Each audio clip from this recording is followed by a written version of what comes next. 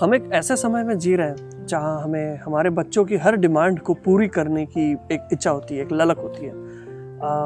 हम बच्चों को ना नहीं कहते हैं। इसके कई कारण हो सकते हैं। सबसे पहला तो कई लोगों को इसमें गिल्ट फील होती है कि यार बच्चे को, इतने छोटे बच्चे को मैं ना कैसे कह दूँ।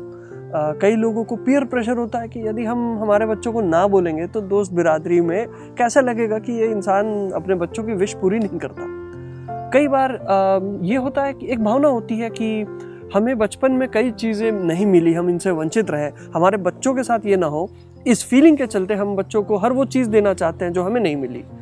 कभी कभी तो सिर्फ ये होता है कि बच्चों की ज़िद पूरी कर देंगे तो हमें निजात मिलेगी, हमें थोड़ा रिलीफ मिलेगा, तो हम बच्चों की ज़िद के आगे घुटना टेक देते हैं। बच्चों की ज़िद पूरी करने में कोई दिक्कत नहीं है।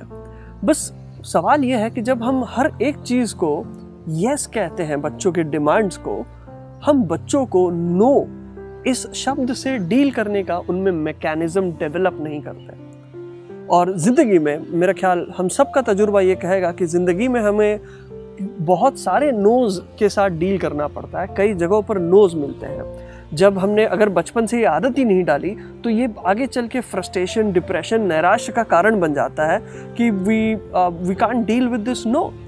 और एक चीज़ है, नेचुरली हमारा ब्रेन इंक्लाइंड नहीं होता, एक नेचुरल इंक्लिनेशन नहीं है ब्रेन में नो समझने की।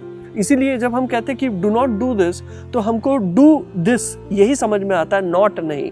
तो एक प्रोसेसिंग के चलते, एक कंडीशनिंग के चलते हम नो को समझ पाते हैं। और अगर हम बच्चों को हर उनकी डिमांड को यस कहते रहेंगे तो वो नो की कंडीशनिंग या वो जो लाइफ की डिफ़िकल्ट चीज़ें हैं जिनमें नो मिलता है, उसके साथ डील करने की कंडीशनिंग हम कभी उनमें डेवलप नहीं करते हैं।